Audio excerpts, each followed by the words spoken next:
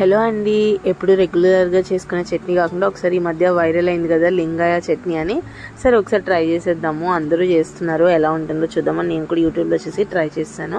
ఎలాగో ఇడ్లీయే కదా, ఒకసారి టేస్ట్ చేద్దాము చేసుకొని, సింపుల్గానే ఉంది కదా అని చెప్పి చేశాను అనమాట.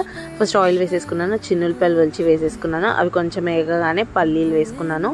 అవి కూడా మంచిగా ఫ్రై అయిపోయిన తర్వాత కొంచెం చింతపండు వేసేసుకున్నాను నానబెట్టి. అది కూడా చింతపండు వాటర్తో పాటు పోసేసుకొని నెక్స్ట్ కొంచెం కారం అండ్ సాల్ట్ వేసుకొని వేపేసుకున్నాను. తర్వాత ఇలా మిక్సీ జార్లో వేసుకొని గ్రైండ్ చేసి పక్కన పెట్టుకున్నాను.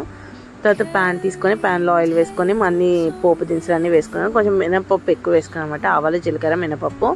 నెక్స్ట్ 2 ఎండుమిర్చి కరివేపాకు వేసుకొని మంచిగా ఫ్రై చేసేసుకున్నాను.